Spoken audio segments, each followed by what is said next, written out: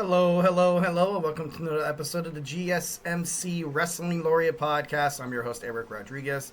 Hopefully you guys had a great, fun, fulfilled, safe holiday with you and your loved ones. Hopefully you got a lot of good stuff for Christmas. And those who didn't, don't worry about it. We still have a year full of surprises. Hopefully some good blessings coming our way. From one wrestling fan to the other. Thank you so much for tuning in to the GSMC Wrestling Laureate Podcast, brought to you by the GSMC Sports Network. We have a great show for you today on tap. Today we're going to talk about Smackdown. We got our first ever 3-hour episode. So, you know what? We're going to get into it. Our second segment, we're going to go ahead and we're going to talk about, there we go, Ring of Honor and TNA. We're going to review that. And then we're going to talk about WWE stars who should win the Royal Rumble. We're going to talk about men's and the women's. And, of course, we talk about the shoulds. No, we're going to talk about the shouldn'ts. We're going to talk about the shouldn'ts first, and then we're going to talk about the shoulds. And then our fifth and final segment, we're going to talk about some AEW Dynamite. Just a couple of thoughts about some of the matches, some of the promos, and some of the bookings there by Mr. Tony Khan. But before we get on into any of the action, I just want to remind you guys to go ahead and hit up that, there we go, tips and donations link. Also hit up that super chat. But if you got a burning question or a hot take in terms of the world of professional wrestling, here at the GSMC Sports Network, we do value all opinions, and we definitely want you guys to feel like you guys are part of the show. And remember, whenever you guys put inside that little box and hit that $, it's going to be guaranteed to be featured, talked about, debated about, and shared on live. Well, not on live because I'm recording right now, but usually it's live. So thank you so much in advance. First and foremost, definitely owe you guys everything. We definitely pride ourselves on the satisfaction of our audience. So just want to make sure you guys are fully satisfied in terms of your sports consumption. And in this case, in this show, it's professional wrestling. So make sure you don't be shy and always feel like you are welcome to participate in that chat. All right. So without further ado, we got SmackDown. SmackDown was good. I thought it was good overall.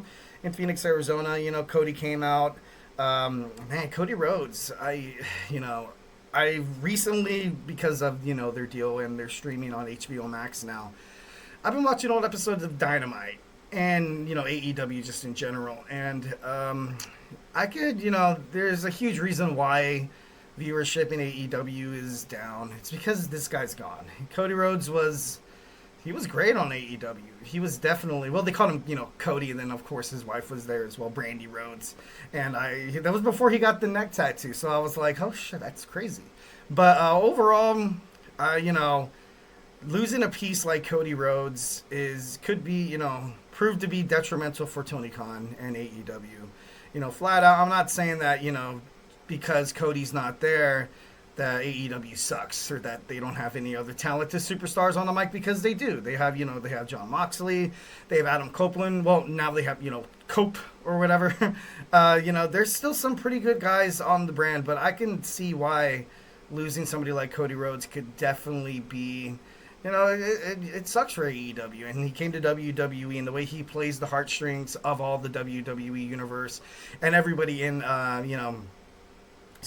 everybody in attendance at the arena, he plays the heartstrings really, really well. He's able to, connect with the fans. The fans are literally eating out of the palm of his hand. And, I don't really see Cody Rhodes turning heel mostly because of this fact. And it's kind of, like a double-edged sword where you could see him turn heel because he has the fans eating out of his hands. But, the way WWE has marketed Cody Rhodes, I would see no reason to turn him heel, especially at this point with the whole Bloodline storyline and the drama right here. So, he might, be like a John Cena who may never turn heel. You either like him or you hate him. But Cody Rhodes, he's definitely a key puzzle to have in any wrestling promotion. Then you saw Drew McIntyre come out immediately hugging Cody Rhodes, which is kind of weird. Well, not weird, but I was like, okay, this is I'm interested to find out what Drew has to say. He says, "I'm not here to attack you, Cody. I'm here to help you." In that badass Scottish accent. And he said, he basically screwed up his life's work teaming with Roman Reigns at Bad Blood. Then he said, "Always watch your back." And then bam, Kevin Owens with the attack. So we're probably gonna see a lot of these back and forth attacks, wash, rinse, and repeat promos. Probably up until the Royal Rumble February 1st, so it should be, it should be good. It should be good. We had Shinsuke Nakamura taking on Andrade. It was a clean win for Nakamura. I definitely like how he's performing inside the ring. Like I said, he essentially kind of had to take away, kind of take a step away from WWE. WWE in terms of professional wrestling might be a little, in the wrestling world, it's mainstream. It's a little poppy.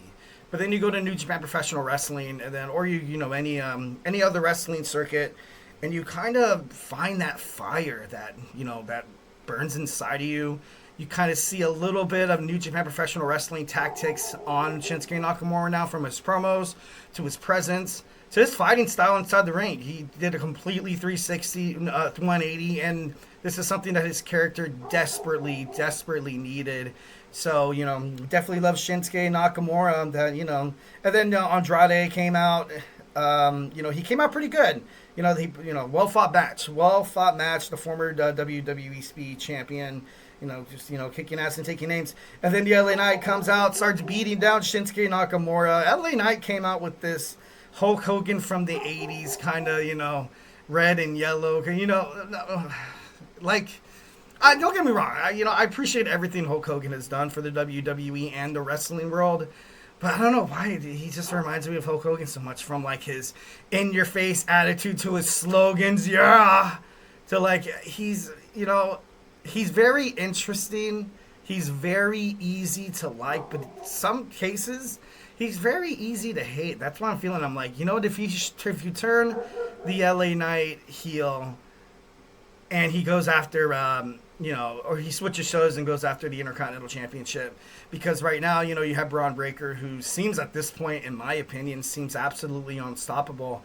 And if you're WWE, I'm not too sure how, if you want to take the belt off this guy. Right now, Braun Breaker is definitely super impressive. So Shinsuke Nakamura picks up the win. Of course, it was a non-title match, which was, kind of depressing. But it is what it is. It is what it is. Michin came out to take out Piper. She came out to fight Piper Niven. I definitely I liked in this match how Chelsea Green and Piper Niven, they're kind of playing that story. They're playing that story that eventually I see Piper not turning, because I feel like, it's like that Shawn Michaels and that Diesel. Shawn Michaels obviously played by the Women's United States Champion, Chelsea Green. She's going to push her around a little bit and, abuse Piper. Kind of like where you saw Tiffany Stratton and Nia Jax. But hopefully they do the storyline a lot, better. Not that I didn't like the Nia Jax and the, Tiffany Stratton storyline. But, you started getting clues and stuff like that. I want to see Piper Niven. I want to see her because I don't want to say be better, because then it seems like something's wrong with her. I want to see her character. I want to see WWE definitely utilize her a little bit more. I think she is talented inside the ring, kind of like a Nia Jax. They're tough, they're big, they're strong. So that could be a nice direction to kind of put the WWE Women's United States Championship, kind of in that category. And now the Women's Championship, obviously, at the end of the show, you saw what happened. Tiffany Stratton cashes in. Which is good. I thought overall it was a good cash in. It was a good cash in. All the females who have cashed in their Money in the Bank, I think I saw a stat on, I think it was like a tweet or something. It's 100% successful. So that, those are some pretty good odds. And the way Tiffany cashed in, she's been teasing it. They've been teasing it for about months now. Months. And I thought it was going to be like that. I thought she was going to come out basically to help Nia Jax defeat Naomi and retain that WWE Women's Championship. And no, she actually, with the help of Bianca Belair, doing all the heavy lifting, no pun intended, or nothing like that. But no, it was good. It was good. Tiffany Stratton's going to be a great champion. Her winning, I got to be honest, her winning the championship just shows me that I feel like in this new Netflix era of WWE under the Paul Levesque distinction, he's going to start bringing on younger. I think he's going to start bringing on younger women superstars, and bringing them from NXT, which is I've always kind of had the philosophy that the women's division in NXT right now, you shouldn't touch it whatsoever. Just leave it the way it is, because it's very, very successful, honestly, and it anchors the show. You see a lot of women promos in the back. You see a lot of women's matches, which is which is good. It's about time they get the the attention they deserve. But I could see Triple H bringing Cora Jade. I can see him bringing Roxanne Perez. I could see him bringing on Kaylani Jordan to SmackDown, to Raw, because, I love myself some Becky Lynch. Like, she's cool. Charlotte Flair as well. Rhea Ripley. But, they're young, but it's like, I feel like at the point in their career, like, they're not hitting the Gestapo. I feel like Bayley's kind of there where, okay, she kind of had her time in WWE. Now it's kind of time to start propelling and to start helping younger talent kind of, you're going to put over younger talent. That's not, not much of a shocker there. But I don't know. I feel, I don't feel like they're at that point yet. But in the women's division on SmackDown and Raw, it seems like it's just the same 2 or 3 people who could, who could beat somebody like Nia Jax. Somebody who can beat Rhea Ripley because they're so damn powerful and they're so damn dominating. But if you put Tiffany Stratton in the category of the WWE Women's Championship, now you open up a whole book of people who can potentially fight Tiffany Stratton and have good matches. So, I thought it was a great decision by Triple H to finally put the belt on Tiffany Stratton. Definitely noticed Corey Graves, it's kind of seeming like he's going to be the heel on commentary.